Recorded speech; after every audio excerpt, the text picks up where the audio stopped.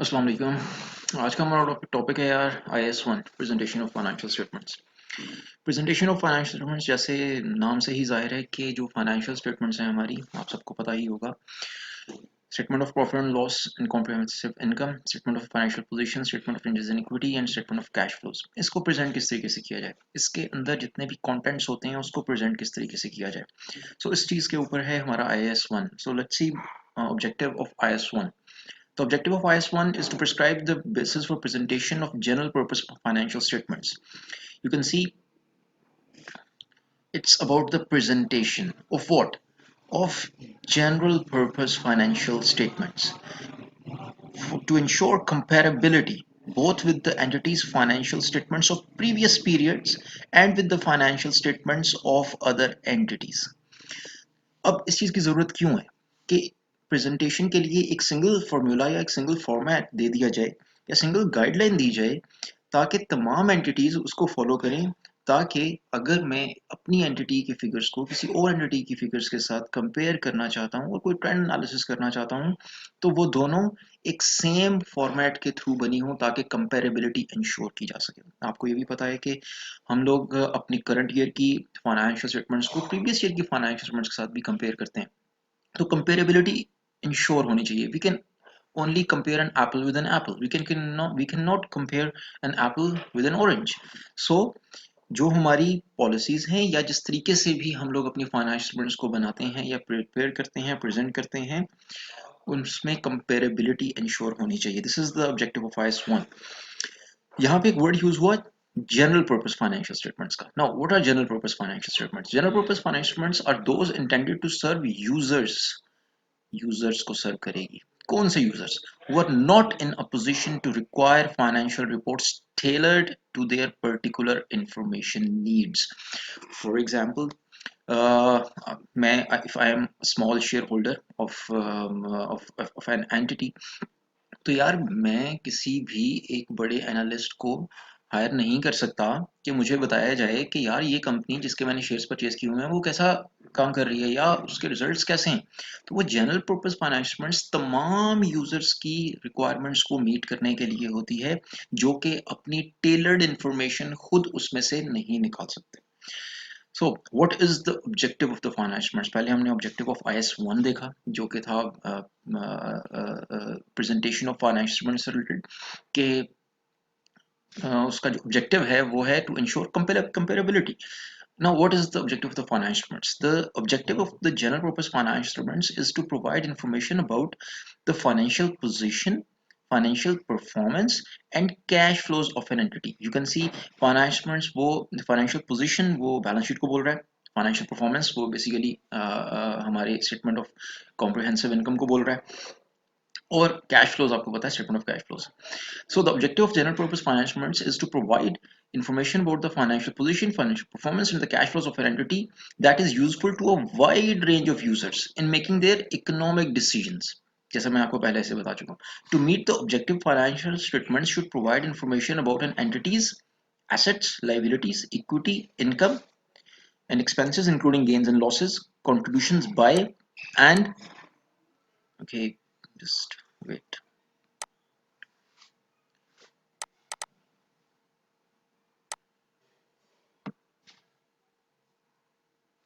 Okay, assets से related information होती है इसमें, लाइबिलिटी से रिलेटेड होती है, इक्विटी से related incomes and expenses including gains and losses, contributions by and distribution to owners.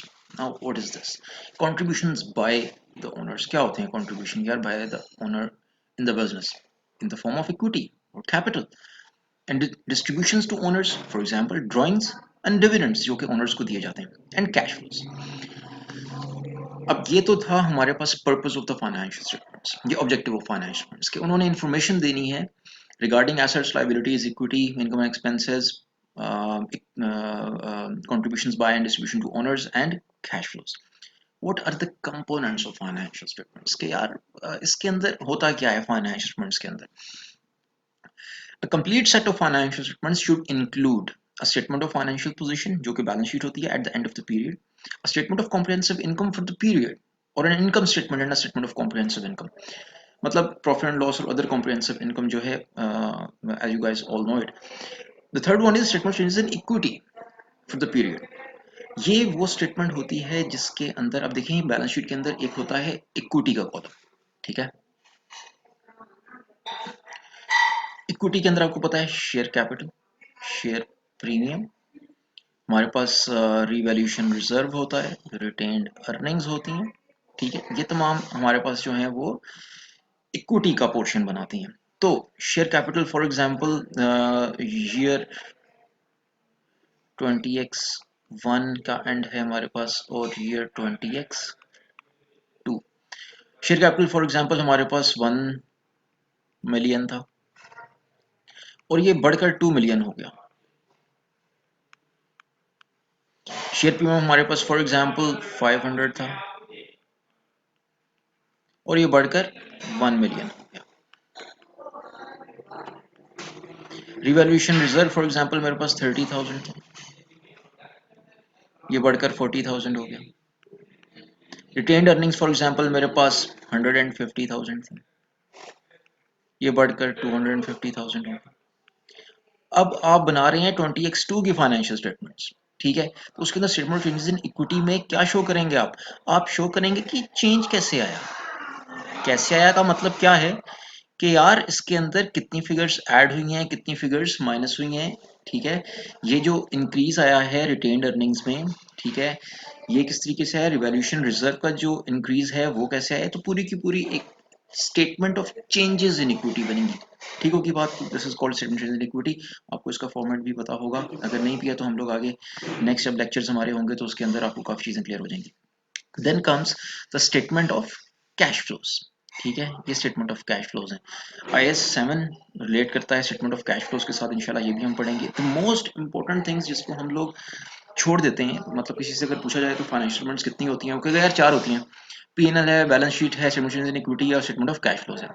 All दो ये स्टेटमेंट्स तब तक कंप्लीट नहीं होंगी जब तक इसके साथ नोट्स नहीं होंगे, comprising a summary of accounting policies and other explanatory notes. For example यार आपने बैलेंस शीट में अपने नॉन करंट एसेट्स लिखे हुए हैं, फॉर एग्जांपल 2 लाख के, सॉरी आपने लिखे हुए हैं 2 लाख के, ठीक है। अब ये जो 2 लाख है ये एट कॉस्ट है या ये रीवैल्यूड अमाउंट है, हमें तो नहीं पता भाई, ठीक है। कौन बताएगा ये आपको बताएंगी आपके नोट्स, जिसके अंदर ये लिखा होगा कि यार ये हम एक कॉस्ट लेके चल रहे हैं, what is the policy actually, ठीक है, कि ये कॉस्ट के ऊपर है या रिवैल्यूड अमाउंट के ऊपर है, ठीक है। तो तमाम की तमाम उधर पॉलिसीज भी लिखी होती हैं। और फॉर एग्जांपल कुछ और हमारे पास जो डिप्रिसिएशन है P&L के अंदर लिखी होती है, फाइन, लेकिन एक कंप्लीट शेड्यूल होता है नॉन करंट एसेट्स का। जो लोग ऑडिट में उनको पता होगा कि कंप्लीट एक शेड्यूल दिया जाता है कि स्टार्ट में एसेट्स इतने थे, इतने माइनस हुए, इतने ऐड हुए, तो वो भी तमाम हम on the face of the balance sheet तो हम लोग उसको नहीं लिख सकते इतनी बड़ी इंफॉर्मेशन को, ठीक है, कि पूरे के पूरे जो चेंजेस आई हैं मेरे पास नॉन करंट एसेट्स में मैं उसको फाइनेंशियल के फेस पे लिख दूं। फेस पे तो नहीं लिख सकते, तो कहाँ पे लिखेंगे हम लोग नोट्स टू अकाउंट्स में लिखेंगे कि यार अगर किसी, वैसे तो non current assets for example हमारे 2 लाख हैं, ठीक है, लेकिन ये जो 2 लाख थे ये पिछले साल अगर 1,50,000 थे, तो ये जो 50,000 का इंक्रीज आया ये कैसे आया। तो ये तमाम चीजें कहाँ पे होंगी, ये नोट्स टू अकाउंट्स में होंगी, ठीक है। Then comes then comes comparative information.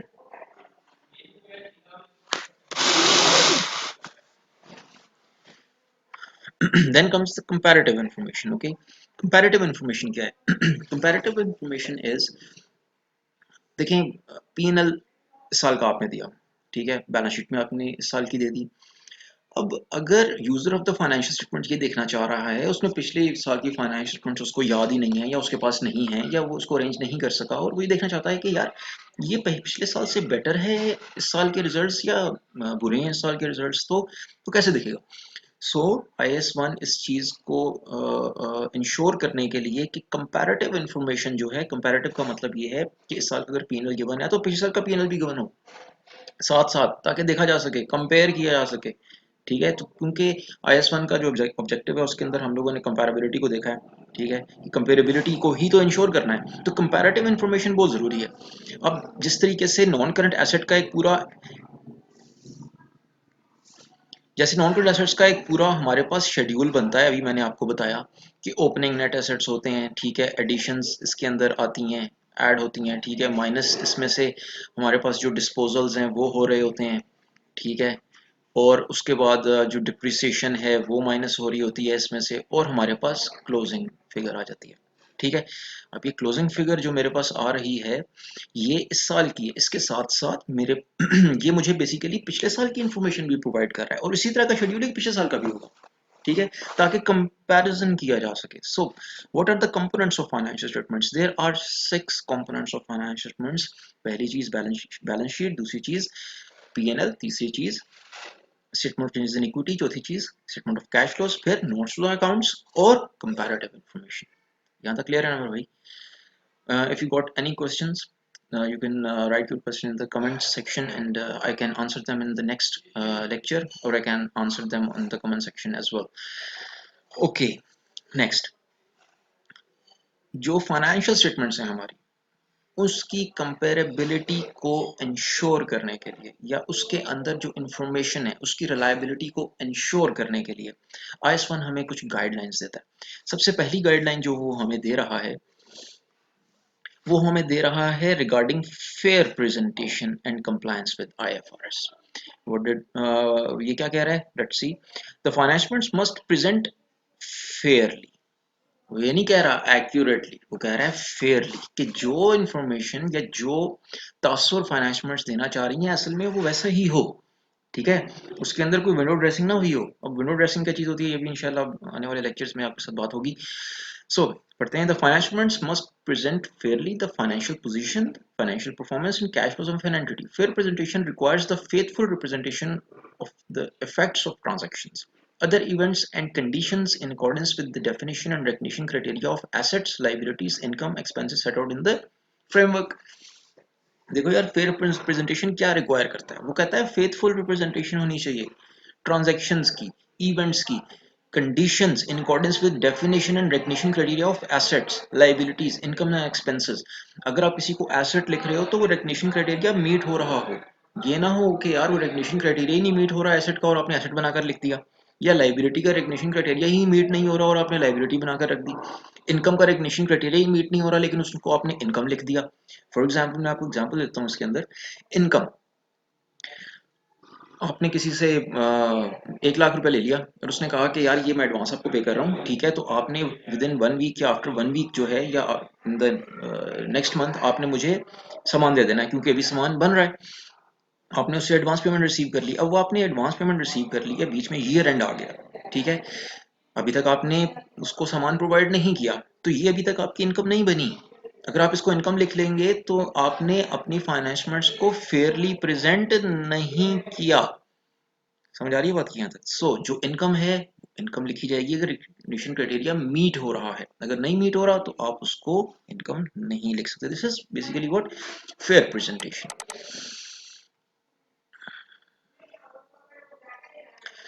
Next, sorry, the application of IFRS with additional disclosures when necessary is presumed to result in financials that achieve a fair presentation।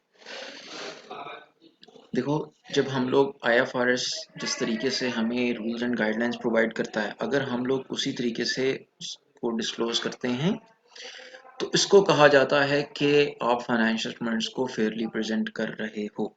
ठीक होगी बात? तो जो हमारे पास फाइनेंशियल स्टेटमेंट्स हैं वो फेयरली प्रेजेंट होनी चाहिए और IFRS के साथ उसकी कंप्लायंस होनी चाहिए। IFRS क्या है? International financial reporting standards.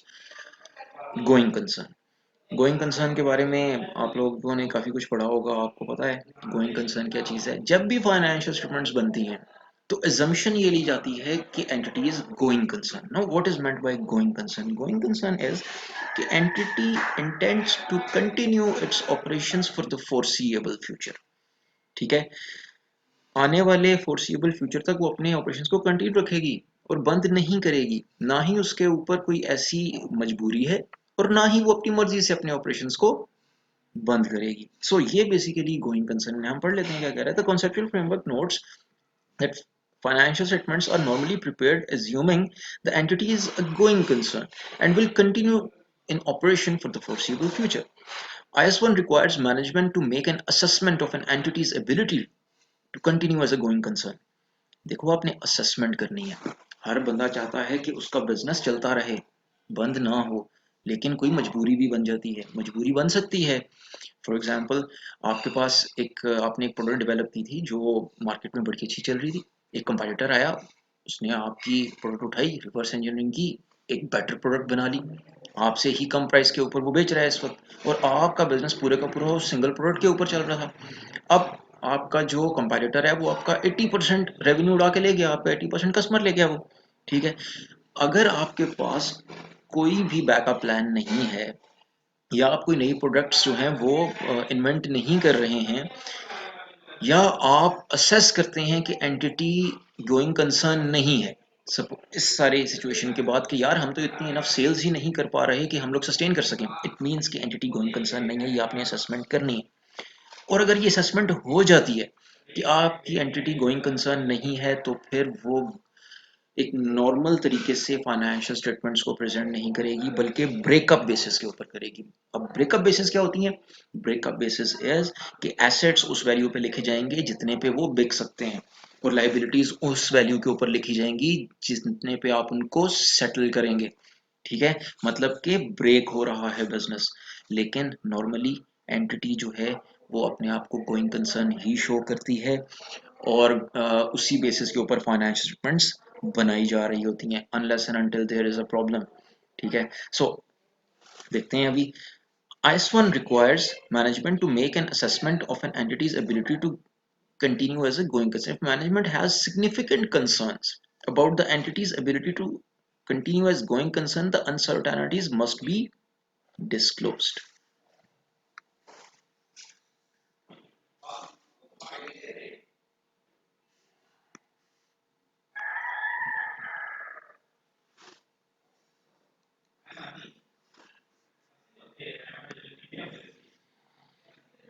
Okay, दोबारा देखते हैं। If management has significant concerns about the entity's ability to continue as going concern, the uncertainties must be disclosed. For example, हमारी कंपनी के ऊपर कोई एक आप समझ लें कि एक केस हो चुका है जो कि हमारी गुडविल को बहुत बुरे तरीके से इफेक्ट कर सकता है अगर हमारे खिलाफ केस का फैसला आ जाए। So it's an uncertainty. अब आपने अपने यूजर ऑफ द फाइनेंसमेंट को इस अनसर्टेनिटी के बारे में बताना है। ठीक है, देखिए, if management has significant concerns about entity's ability to continue as going concern, the uncertainties must be disclosed। आपने डिस्क्लोज कर देना है। Still you think that entity is going concern, आप नॉर्मल तरीके से अपनी फाइनेंसमेंट्स बनाएंगे, लेकिन डिस्क्लोज कर देंगे कि यार हमारी ये अनसर्टेनिटी चल रही है, ताकि कल को जो शेयर होल्डर हैं, जब वो फैसला आता है केस का और अगर आपके खिलाफ आ जाता है, तो वो आपको ये ना कहें कि यार आपने तो बताया ही नहीं हमें। आपने इंफॉर्मेशन विदहेल्ड नहीं करनी, आपने इंफॉर्मेशन को डिस्क्लोज करना है। Disclosures are very much important in F7 and P2 also in financial reporting as well. If management concludes that the entity is not going concern, the financial statements should not be prepared on a going concern basis। समझ आ रही है कि अगर वो conclude कर लेते हैं कि एंटिटी गोइंग कंसर्न नहीं है, तो वो गोइंग कंसर्न बेसिस के ऊपर नहीं बनेगी। समझ गए? Next, accrual basis of accounting. और प्रीवियस अगर वो गोइंग कंसर्न पे नहीं बनेगी तो वो किस पे बनेंगी? Break up basis. ठीक होगी बात? ब्रेकअप बेसिस क्या है? एसेट्स उस वैल्यू के ऊपर लिखे जाएंगे जितने पे आप उनको बेच सकते हो, मतलब उनकी स्क्रैप वैल्यू कह सकते हैं, या उनकी जो सेल्स वैल्यू है वो कह सकते हैं। और लाइबिलिटीज उस वैल्यू पे लिखी जाएंगी जितने पे आप उनको सेटल करो। Fine. Accrual basis of accounting. What is accrual basis of accounting? Accrual basis, या हम इसको मैचिंग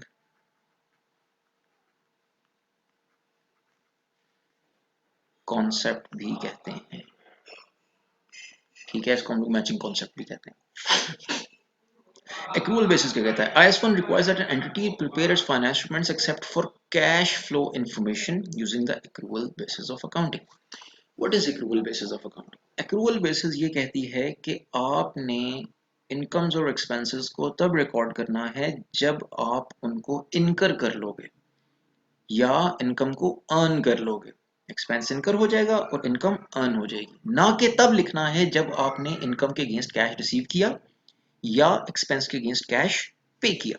दोबारा सुनिएगा, एक्रूअल बेसिस क्या है? एक्रूअल बेसिस ये कहती है कि आपने इनकम्स और एक्सपेंसेस को तब लिखना है जब आप इनकम अर्न कर लो और एक्सपेंस इनकर कर लो, ना कि तब लिखना है आपने जब आप इनकम के अगेंस्ट कैश रिसीव करो या एक्सपेंस के अगेंस्ट कैश पे करो। मैं एग्जांपल दे देता हूँ आपको।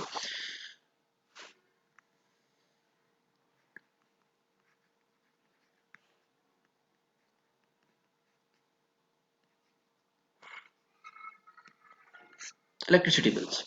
नाउ इलेक्ट्रिसिटी बिल्स आपने it's December and for example, और 25 दिसंबर को आपका इलेक्ट्रिसिटी का बिल आ गया, जिसकी जो डेट है, पेमेंट डेट या ड्यू डेट जो है वो 10 जनवरी है सपोज करते हैं। बीच में 31 दिसंबर आ रहा है, आपका ईयर एंड आ जाएगा। अब इस वक्त मैं अपने एक्सपेंस को बुक करूं या ना करूं? मतलब पेमेंट तो मैंने अभी नहीं की ना, कैश तो आउट नहीं हुआ, तो क्या करूं, ना करूं पेमेंट? नहीं नहीं, ऐसे नहीं होगा। एक्रूअल बेसिस ये कहती हैं कि आप एक्सपेंस बुक कर लोगे, आप कैश पे करने का वेट नहीं करोगे। एक्सपेंस आप अभी डेबिट कर लेंगे, एक्सपेंस आपका डेबिट हो जाएगा जो भी अमाउंट है, ठीक है। अभी तक आपने पे नहीं किया तो आपकी लाइबिलिटी क्रेडिट हो जाएगी, ठीक है। इस तरीके से आप अपने पास इसको लिख लेंगे।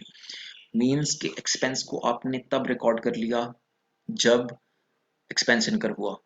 आपने वेट नहीं किया कि यार जब मैं पे करूंगा तो मैं इसको रिकॉर्ड करूंगा अपने पास, नहीं। सो what is accrual basis? Accrual basis of accounting says that incomes and expenses should be recorded when they are incurred, not when the cash from the income is received or cash against the expense is paid. Clear है यहाँ तक? Okay. Next.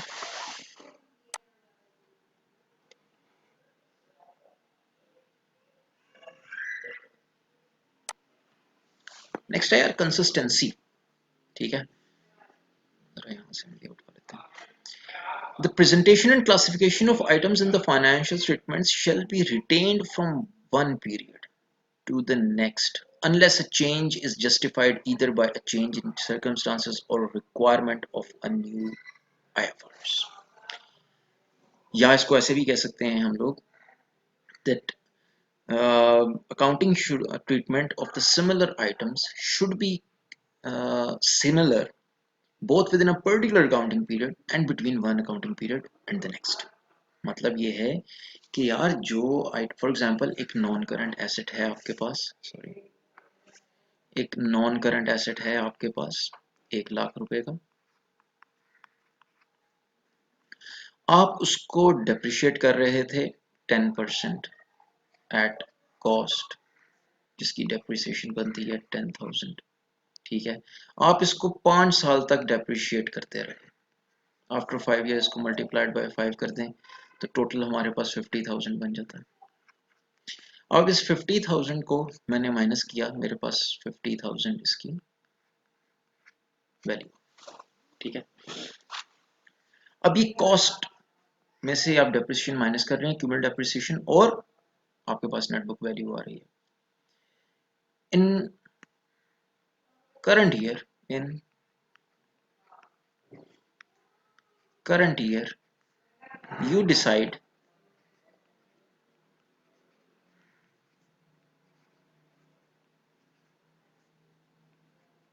To revalue, आप इसको revalue करते हैं और ये revalue होकर 90,000 हो जाती है। नाउ आपने इस साल की फाइनेंस, पिछले साल की फाइनेंस तक ये 50,000 था, इस साल की फाइनेंस में आके यही एसेट आप 90,000 का लिख रहे हो। कंसिस्टेंसी तो गई, कंसिस्टेंसी तो है ही नहीं, ठीक है। तो अब क्या करें? क्या मैंने गलत कर दिया? नहीं, आपने गलत नहीं किया। एफ, दोबारा से देखते हैं क्या कहता है। The presentation and classification of items in the financial shall be retained from one period to the next unless a change is justified. Change is justified. either by a change in circumstances or a requirement of new IFRS. So the thing is this, consiस्टेंसी ये कहती है कि आपने similar items की counting treatment को similar रखना है, लेकिन आप चेंज कर सकते हो कब, जब आप उसके चेंज को जस्टिफाई कर सको। सो मैं ये कहूंगा कि यार मैंने एक रिलायबल रीवैल्यूअर से अपने एसेट को रीवैल्यू करवाया और उसने मुझे कहा कि ये 90,000 का है, तो इस वजह से मैं इसको 90,000 का लिख रहा हूँ। सो आपने कंसिस्टेंट रहना है, लेकिन अगर आपके पास जस्टिफिकेशन है उसको चेंज करने की तो आप चेंज कर सकते हो। सो मैं इसको चेंज कर सकता हूँ और मैं इसको अपने पास 90,000 का लिखूंगा। ऑफ कोर्स ऊपर डिस्क्लोजर्स की बात हो रही थी, तो अगर मैं ये चेंज कर रहा हूँ तो मैंने डिस्क्लोजर्स में जाकर इसको डिस्क्लोज भी करना है। यहाँ तक क्लियर होगी बात। नेक्स्ट आ जाते हैं यार materiality. What is materiality? Materiality means material information. Now, what is a material information? Every information is a material information if its omission or misstatement can affect my economic decision. If its omission or misstatement can affect my economic decision. Information is material if omitting, misstating, or obscuring it could reasonably be expected to influence decisions that the primary users of general purpose financial instruments make on the basis of those financial statements, which provide financial information about a specific reporting entity. यार कोई भी ऐसी information जो कि अगर मैं omit कर दूं, मिटा दूं, गलत लिख दूं या छुपा लूं, ऐसा करने से अगर user of the financial statement का डिसीजन इफेक्ट हो रहा है तो इसका मतलब है वो एक मटेरियल इंफॉर्मेशन थी और मुझे उसको लिखना चाहिए था। लेकिन अगर मैं उसको ओमिट कर देता हूँ या ऑब्सक्योर कर देता हूँ, लेकिन उसकी वजह से कोई फर्क नहीं पड़ रहा यूजर के डिसीजन के ऊपर, तो वो मटेरियल इंफॉर्मेशन नहीं है। मैं आप एग्जांपल देता हूँ आपको। फॉर एग्जांपल यार हमारे पास आपको पता है कि जितनी भी फाइनेंशियल स्टेटमेंट्स होती हैं, ठीक है, वो किस में होती हैं यार? वो मिलियंस में लिखी होंगी, मिलियंस में, डॉलर्स, मिलियंस ऐसे करके लिखा होता है, ठीक है। अब अगर मिलियन में ना लिखा जाए, अब एक एंटिटी है जिसकी सेल्स हैं 1,900,000,000, 550,000, अब ये 1,9 अरब डॉलर है। समझ आ रही है बात की? अब मैं ऐसे करके अगर फाइनेंशियल स्टेटमेंट्स में लिखूंगा, एक तो यार ये बहुत ज़्यादा इंफॉर्मेशन या बहुत ज़्यादा डिजिट्स हमारी फाइनेंशियल के सामने आ जाएंगे जो वैसे ही user of the financial statement की ओवरऑल अंडरस्टैंडिंग को इफेक्ट करेंगे। अब मैं कैसे लिखूंगा इसको? इवन क्या आप भी जब अपने एग्जाम में होगा क्या लिखोगे? 1.9 बिलियन या 1,900,000,000, आप इसकी जगह पे ये फिगर लिखोगे और ऊपर आप लिख दोगे डॉलर्स मिलियंस। सबको पता होगा यार, अच्छा अच्छा ये 1,900 मिलियन है, ठीक है। अगर आप इसके साथ मजीद भी लिखना चाहते हो तो 0.5 लिख दोगे, ठीक है, जो कि 0.5 नहीं लिखा होगा, 1,900 ही लिखा होगा, ठीक है। अब ये जो आखिरी 5,50,000 जो ओमिट हो गए हैं डॉलर्स, ये आपके user of the financial statement की जो डिसीजन मेकिंग है उसको इफेक्ट नहीं कर रहे। आप यहाँ पे 1900.5 लिख दो, नो प्रॉब्लम, और इसको आगे जाने दो। सो अगर मैं पूरे का पूरा 900 ही खत्म कर दूं और इसको मैं सीधा सीधा लिख दूं 2,000 मिलियन, तो यार ये तो बहुत ही बड़ा गैप आ गया ना, ठीक है। तो ऐसे नहीं करना मेरा भाई, हमने फाइन पूरे के पूरे 100 मिलियन का मैंने फर्क डाल दिया अंदर, 10 करोड़ डॉलर है भाई, ठीक है। तो ऐसे नहीं हो सकता। सो मटेरियलिटी में हम लोग अगर कोई ऐसी इंफॉर्मेशन ओमिट कर दें या मिसस्टेट कर दें जिसकी वजह से यूजर ऑफ द फाइनेंशियल के डिसीजन इफेक्ट हो सकता है, तो मेरे लिए मटेरियल इन्फॉर्मेशन है। पढ़ते हैं इसको। Information is material if omitting, misstating or obscuring it could reasonably be expected to influence decisions that the primary users of the general purpose financial instruments make on the basis of those financial statements, which provide financial information about a specific reporting entity. Each material class of similar items must be presented separately in the financial statements. Dissimilar items may be aggregated only if they are individually immaterial. अब जरा second paragraph को देखो यार, क्या कह रही है? कहता है each material class of similar items must be presented separately. Each material class separately लिखी जाएगी। For example motor vehicles separate लिखी जाएंगे, मशीनरी सेपरेट लिखी जाएगी, लैंड एंड बिल्डिंग सेपरेट लिखी जाएगी। मैं सबको इकट्ठा करके नॉन करंट एसेट की एक फिगर नहीं लिखूंगा। ये मटेरियल आइटम्स हैं, ठीक है। तो इनको सेपरेटली प्रेजेंट किया जाएगा। लेकिन कहता है dissimilar items may be aggregated only if they are individually immaterial. अब देखो यार, फॉर एग्जांपल, अच्छा, dissimilar items can may be aggregated, कुछ डिसिमिलर आइटम्स को हम लोग एग्रीगेट भी कर सकते हैं। फॉर एग्जांपल यार, एडवांस पेमेंट मैंने एडवांस पेमेंट की हुई है इलेक्ट्रिसिटी की,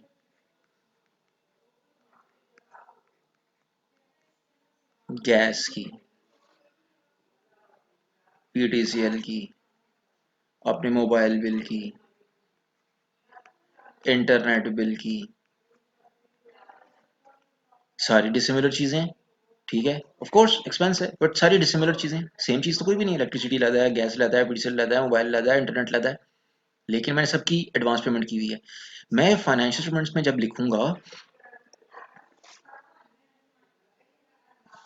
मैं फाइनेंशियल स्टेटमेंट्स में लिखूंगा तो मैं सिर्फ क्या लिखूंगा, प्री पेमेंट्स,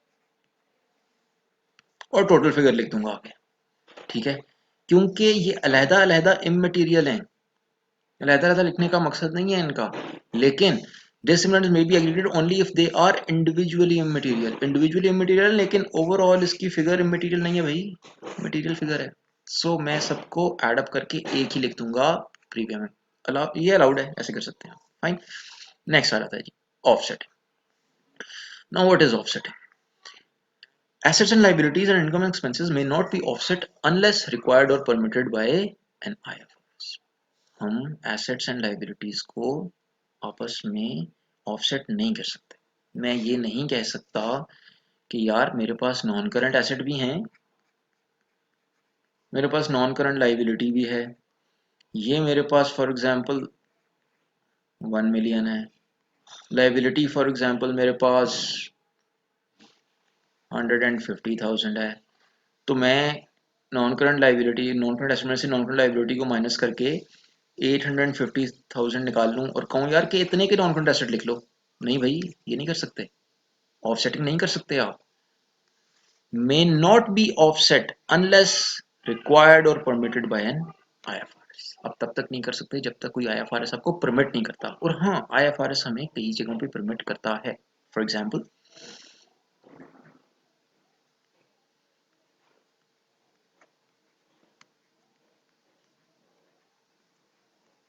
एम्प्लॉय बेनिफिट्स, ये देखेंगे हम लोग जाके जब एम्प्लॉय बेनिफिट का टॉपिक आएगा उस टाइम के ऊपर, कि यार ये किस तरीके से ऑफसेट होते हैं। ठीक है, नेक्स्ट आ जाती है कंपैरेटिव इन्फॉर्मेशन। यार स्टार्ट में आपको बताया था कंपैरेटिव इन्फॉर्मेशन बड़ी जरूरी है। ठीक है, तो IS 1 इसको भी अलहदा से कवर कर रहा है, इतनी इंपॉर्टेंट चीज है ये। ठीक है, तो देखते हैं क्या कहता है। Comparative information. IS 1 requires that comparative information to be disclosed in respect of the previous period for all amounts reported in the financial statements, both on the face of the financial statements and in the notes, unless another standard requires otherwise. हमेशा आपने comparative information देनी है, unless and until के कोई standard आपको मनाना कर दे या ना दो। ठीक है, तब तक आपने कंपैरेटिव इन्फॉर्मेशन लाजमी देनी है।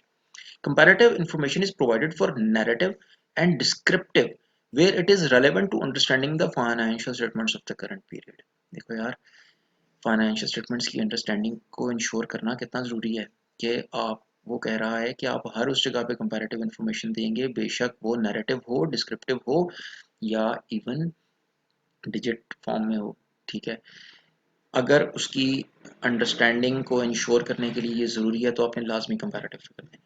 An entity is required to present at least two of each of the following primary financial statements। देख लें, वो कह रहा है कि यार आपने एटलीस्ट इन जो नीचे दी हुई है फाइनेंस स्टेटमेंट्स, इनमें हर एक को की दो फाइनेंस स्टेटमेंट्स आपने शो लाजमी करनी है। दो शो करेंगे तो कंपैरेटिव कंपैरिजन होगा ना, एक इस साल की होगी, प्रीवियस ईयर की होगी। सो कौन कौन सी हैं? Statement of financial position, statement of profit and loss and other comprehensive income, statement of separate statement of P&L were presented. वैसे तो नॉर्मली कंपनीज क्या करती हैं, वो statement of profit and loss और अदर कॉम्प्रिहेंसिव इनकम एक ही statement में ये दो स्टेटमेंट्स डाल देती हैं। तो ठीक है, आप इसी तरह की कंपैरेटिव भी दे दो, लेकिन अगर आप सेपरेट P&L दे रहे हो तो आपने फिर सेपरेट P&L का पिछला भी देना है ताकि उसको कंपेयर किया जा सके। Next come the statement of cash flows, then statement of equity and related notes for each of the above items. ठीक है, so this was the IS 1 which is not that much technical. आपने देखा भी है, theoretically है सारे का सारा। IS-1 हर जगह पे टेस्ट होता है। मैं ये नहीं कहूँगा कि IS-1 को सेपरेटली वो टेस्ट करेगा, लेकिन कौन IS-1 ने सब कुछ तो कवर कर लिया यार। एसेट्स कवर कर लिए, liabilities, equity, income and expenses, equity भी कवर कर ली, ड्राइंग्स और डिविडेंड्स भी कवर कर लिए, कैश फ्लोज भी कवर कर लिए, सारी फाइनेंसमेंट्स भी कवर कर ली, नोट्स और अकाउंट्स को भी देख लिया उसने, कंपैरेटिव्स के बारे में भी बात कर दी। तो बात ये है कि IS-1 बेसिकली इंडिविजुअल एक्सटेंडर्ड तो है, लेकिन इसके नीचे पूरी की पूरी फाइनेंशियल रिपोर्टिंग है। तो IS-1 पढ़ाना ज़रूरी था। नॉर्मली लोग जो स्टूडेंट्स हैं वो पहले से काफ़ी फेमिलियर होते हैं IS-1 के साथ, लेकिन इसमें से छोटा मोटा क्वेश्चन भी बन सकता है। छोटा मोटा थ्योरी का क्वेश्चन 4 नंबर का, 3 मार्क्स का, 4 मार्क्स का, 5 मार्क्स का, जिसके अंदर हो सकता है वो आपको कहे कि अंडरलाइंग एग्जम्पशंस बता दें। ठीक है, कि कौन कौन सी हैं। मतलब आप वहाँ पे बता सकते हो कि यार गोइंग कंसर्न है मेरे पास, फेयर प्रेजेंटेशन है, एक्चुअल बेसिस ऑफ काउंटिंग है, कंसिस्टेंसी है, मटेरियलिटी है, ऑफसेटिंग है, कंपैरेटिव इन्फॉर्मेशन है। तो ये तमाम चीज़ें इसके अंदर मौजूद हैं। If you guys got a question, put them in the comment section. I'll try to answer them in the next video, or I'll answer them on the comments as well. Thank you very much. See you later.